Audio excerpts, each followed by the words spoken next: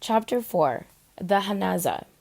It was Asako and not Hanji who appeared the next day at the Hanaza during the early morning practice session. Jiro went through the theater to where he had been told she was waiting, and found her standing before the front entrance, small and dried up looking, his sleeping quilts rolled up and tied to her back. He had no idea what he would say to her, so he crawled through the narrow entranceway and bowed awkwardly. Asako began fuming over the sash that bound the quilts to her back. She didn't seem to be paying him much attention. Her hands were shaking so that she had difficulty loosening the large knot over her chest which secured her load. She sniffed through her nose and tore at the knot ineffectively with her thin fingers. Jiro took a step toward her. He wanted to help, though Asako was always a hard person to help. Asako sensed his movement. No, I'll get it. Don't be so impatient. You've got what you want. You can wait one moment for your poor mother to give you everything she's got. Selfish child. She shook her head as if to shake away tears, but there was none of her narrow cheeks. You don't understand, Mother, the boy pleaded. No, I don't understand. She had gotten the knot loose finally and swung the heavy roll of bedding off her back into the street. Even while you were still in my room, I sacrificed for you. From the first wretched year of your life, when I lost everything I loved, I devoted my soul to keeping the breath in your bones. Your father and I have always been the best of everything to you. I know, that's why. But it means nothing to you. You've never really tried to learn your father's skill. You're not stupid. You could have if you tried. It wasn't exciting enough, I suppose, to be a puppet maker. You had to come here to where the applause and the money are. No, Mother, don't say that. It will kill your father. He's not a healthy man, but you wouldn't have noticed. You never knew he was sick, did you? Jiro felt ill. No, I didn't. If I don't curse you, it's because you are your father's only living child, though to see you, that means nothing. But she folded the sash and jabbed it between the flap of her kimono. But I curse the day I bore you. Jiro, quite weak from her attack, watched the small woman go down the street. Her shoulders twitched, and she moved as quickly as her wooden clogs could on the rough street. More than anything, he wanted to run after her and throw her arms around her and make her understand. But suppose she shoved him away. He picked up the quilts and crawled back into the theater. Breakfast soup had already been served in the dressing room for the 5 boys who lived there when Jiro returned. He put his quilts in the corner of the closet that Kenshi had assigned to him last night, and then sat down beside the older boy. They want you home? Kenji asked, with his chopsticks picking up a square of bean curd out of the soup and plopping it into his mouth. No, Jiro murmured. I don't think so. Your mother is upset. Yes. Mothers make a career of being upset. Anxiety is dearer to them than a full rice bowl. He elbowed Jiro good-naturedly. Your soup will be cold. Jiro tried to smile, and unfeeling wretch that he was, he knew he would be able to get down the whole bowl. Before you drown in your soup, my little friend, I want to properly introduce you to the rest of the miserable little group. Jiro looked up from his bowl. The other 4 boys were staring at him. Oh, I'm sorry. He wiped his mouth hastily and put down his bowl. The fairly ugly one there. Kenshi pointed with his chopsticks. As you learned last night, he called Wada. Next to me, he is the eldest boy. He has a sinister look about him, which means you ought to obey him. Don't you think? My suggestion is that you do what he says, so long as it doesn't interfere with doing what I say. Right, Wada? Wada grunted and went back to drinking his soup. Next to the ugly Wada, you would see the fat and handsome peasant face that belongs to Minoru. He is handsome because he was born of a beautiful mother. He is fat because he has committed his life in single-minded devotion to the great and gracious God of the rice bowl. No god has ever been served by a worthier or more loving priest. Minoru giggled. His smooth face shone with pleasure at Kenshi's teasing. And small Taiji, Kenshi's chopsticks settled on the lost boy. He is skillful of hand, but not of mouth. We are very fond of him, mind you, but in an emergency we don't ask him for explanations, for it takes him from one tide to the next to complete one coherent sentence. Am I unjust, little fellow? No, stuttered the boy, as happy as Minoru to be teased. Now, Jiro, we 4 here are your elders. As elders go, we are not a bad lot, for we have so many elders above squeeze of meanness as a pickled turnip of wine. Nevertheless, it would make us feel good if you would make a show of obedience, at least for the first week or so. Right, Wada? Wada grunted again. You mustn't mind Wada. He's practicing to be a Yoshida, but it will take him years to build enough wickedness in his system. That's why he only grunts, so afraid some of that carefully hoarded meanness will escape his belly before it's fully fermented.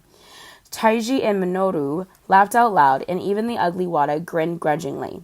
It was easy to see that they all adored Kenshi, and it was not hard to see why. The elder boy had such a way about him. Jiro remembered how Kenshi had stood unflinching under Yoshida's rod. Jiro smiled happily at his fellow apprentices, and then remembered to bow. "Jiro, son of Hanji," he mumbled humbly, "please be kind to me."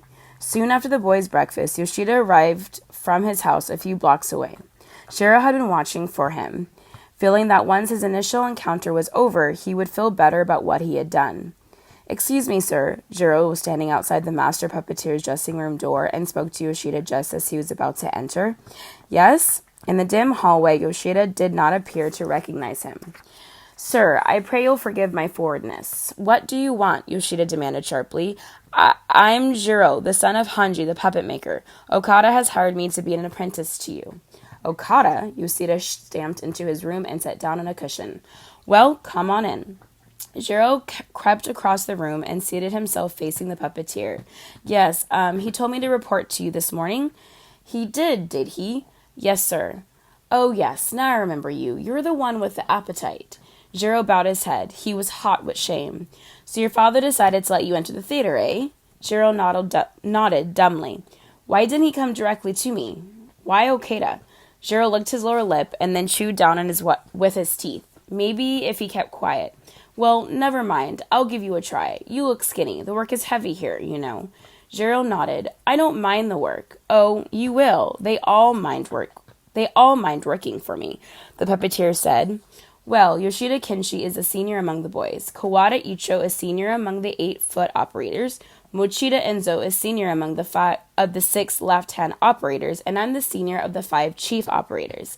There are 15 chanters and musicians under Okada in the East Wing, but they are not your concerns. I am your concern. I am the puppet master. You must understand that." "Yes, sir. Yes, I understand." "You will before we're through." "Well, what are you waiting for?" "The performance starts within the hour." "Yes. Oh, yes, sir." Jiro backed out of the room as hastily as he could manage on all fours. At the doorway, he scrambled to his feet, bowed jerkily, and fled. He found Kenshi on stage with the other boys setting up the scenery for the day's performance. A historical drama was to be presented, but not one of the stuffy ones the merchants found tedious. It was a battle of the Daonaura. "One of Yoshida's favorites," Kenshi informed him. "A great text, and he gets to show off all his best techniques. He loves the torture by Kodo scene." "Torture by Kodo? Don't you know that one?" "Akoya, who is a courtesan and musician, hides her lover who escaped from the battle, and when the enemy soldiers come looking for him, she says she doesn't know anything about it. One of them wants to torture her and gets the information. The other takes pity on her and decides to test her to see if she's telling the truth. He orders her to play the kodo, the samisen, and the kokyu. He figures that a sensitive musician is bound to make a mistake if she's anxious and lying. But the girl forces herself to remain completely calm, and she plays the whole concert without an error. So they think she is innocent and let her go. About 3 years ago, my father made a pair of female hands with moving fingers. Yes, those were the hands for the Akoya doll, and you should see Yoshida use them. I'll put you on curtains for that scene. Then you can watch. You really admire your father, don't you, Kenshi? I admire Yoshida the puppeteer. It's not the same. An expression Jiro had never seen before came into Kenshi's eyes. You'd never believe how he doted on me when I was small. He was worse than my mother. And Kenshi said softly, I worshipped him in those days. At that point, Kawada, the chief foot operator, came in. I see you boys will be all ready for next week's performance, he smiled, then bellowed, but what about today's performance? The idle chatter stopped at once. Kenshi only spoke to give directions in a curt, businesslike tone, which sounded more like that of the elder Yoshida than the boy himself would have liked to realize. It was time for the performance to begin when Jiro approached Kenshi with a nervous whisper. How will I know when to pull the curtains? Oh, that's right. You really don't know any of the text. I'll tell you what. I'll tell the left-hand operators to give you a nod when they are ready for their entrances. Then you jerk back the curtain, straight, like this. He reached up and pulled back an imaginary curtain. There's really nothing to it. Jiro's misgivings must have registered on his face because Kinchi gave him a friendly swat. Don't worry, we all learn here by the honorable path of horrible mistakes. Jiro winced. That was exactly what worried him most. He strained his back, trying to appear as tall as possible as he stood just inside the curtain on the left side of the stage. When a puppet with his 3 hooded attendants waited there for the cue from Okada or from one of the other reciters, Jiro kept his eyes fixed on the hooded figure nearest him, watching for the promised nod. He got the curtain pulled twice without mishap and would have relaxed a bit and watched the play, except that the thought struck him that one of the left-hand operators might be capable of forgetting, or worse, that he might misinterpret some inadvertent movement of a hooded head. There was no one waiting in the wings when Okoye began her concert for the Inquisitors. Despite his anxiety, Jiro's attention was drawn to the lovely, graceful figure bent over the koto, her fingers apparently plucking the strings. Okada's voice told of her love and of her terror, while the samisen player at his side made his instrument sound like a majestic harp. The illusion was complete. Jiro was unaware of the 3 men in black. He saw only the courageous courtesan intent on saving the life of her lover. When it was all safely over and Kinchi had congratulated him, the older boy said, "Yoshida was great, wasn't he?" Just as I said. It took Jiro a second or two to recall that it was Yoshida with Mochida and Kawada who had brought the doll his father had made to life. Yes, magnificent. At Jiro's request, Kinchi did not again assign him to curtain duty for the time being. He filched from his father's house copies of the text for the next 2 plays so that Jiro could memorize them in advance. When Jiro objected to his taking the text without permission, the older boy laughed. You've got a lot to learn, little Jiro. At the Anaza, if you want anything, you must steal it. No one will share any of his knowledge or materials with you. It is not our way. An artist guards his secrets the way a rice broker guards his money. Nothing is ever given away. But you, protested Jiro, what about you? You've helped me from the first night. That, said Kinji, smiling grimly, merely confirms Yoshida's opinion of me. I shall come to a bad end, fool that I am, alas, he said in mock dismay. The samurai blood that flowed in my ancestors' veins has become more and more diluted the farther we come from the sword-bearers. My grandfather, though forced to become a ronin, kept the code and remained a warrior of integrity until his death. My father was not a warrior. Indeed, when he chose to become a puppeteer in order to eat regularly without actually stealing, he separated himself forever from all that is honorable in our society and made himself an outcast. But he did it with style. He apprenticed himself to Okada at the Takamoto Theater. Okada? Yes, didn't you know? He was a puppeteer before he went blind. A genius, according to Mochida. The father became his disciple, determining, I'm sure, from the very first to outdo his master. If Yoshida could not be a samurai, he would at least produce the greatest line of puppeteers Osaka had ever seen. But the blood petered out on him. His only son is a fool, currently masquerading as a puppeteer, to be sure, but how long can the travesty endure? As Mochida, with his store of homey proverbs, might say, the crow who thinks to imitate the cormorant drowns. He dragged out the syllables of the word with a melodramatic flourish. It was Mochida who pressed over the boys' early morning practice sessions. He was unmarried, so he lived in a dressing room at the theater. It was his habit to bustle into the boys' room well before dawn, yank off their quilts, and greet their shivering bodies with a cheerful proverb.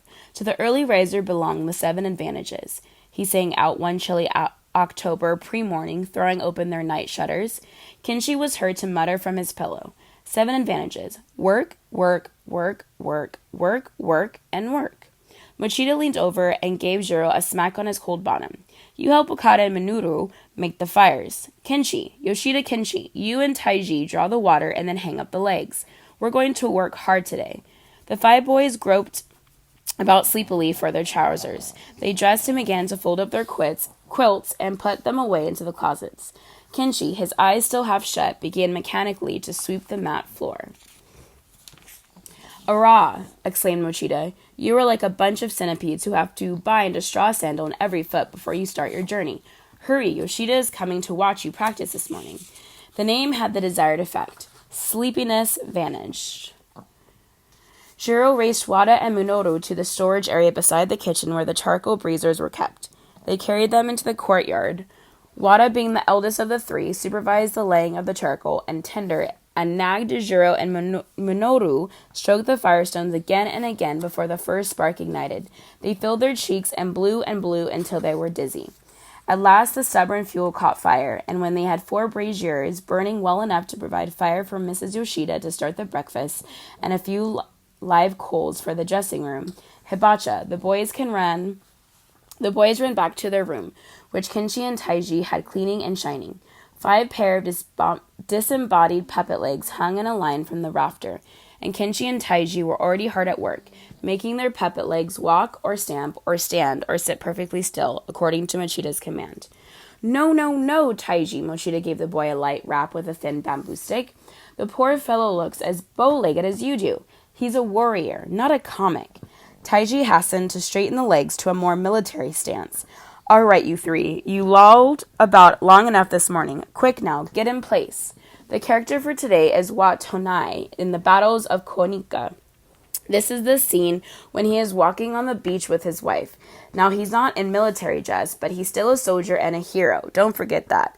The battles of Konika was not one of the few texts that Jiro had memorized so far, but the story was a familiar one, and by watching the other boys out of the corner of his eyes, he managed to keep up with Mochida, began chanting the text and beating time with his bamboo rod against the earthenware hibacha next to the cushion upon which she was seated. From time to time, he would jump up and rap a boy on the elbow to indicate an error. Like the other puppeteers, he never suggested how an error might be corrected, but he was more gentle than most in pointing out that one had been made. This is where he turns. Turn, turn, turn, turn. He began reciting again, and the boys started to execute the turn, their own bodies crouched in the position of the foot operator, stamping their own feet rhythmically to make the sound of the samurai's feet. All right, Mochida cried. We'll repeat that part. The turn is what Yoshida will want to see you do. They must have repeated the turn 30 times. Each time that Jiro sought to make the turn, holding the handles in the back of the legs, he felt the light rap of Mochida's stick. Each time, except one.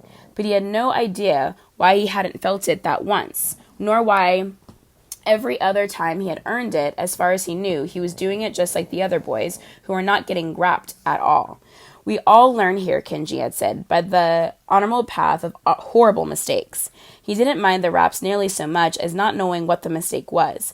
How could he improve if no one told him how to correct what he was doing wrong, or even told him what was wrong? His father had always told him, or tried to help him understand. At long last, Mrs. Yoshida stuck her round face through the door, which meant that the boys were needed to help her with breakfast. Jiro could hardly conceal his relief. He rushed out of the room with such eagerness that Wada glared. Who was this new boy trying to impress that he literally ran from practice to kitchen chores? Breakfast was served for all the unmarried apprentices and operators, plus Yoshida, who because he had put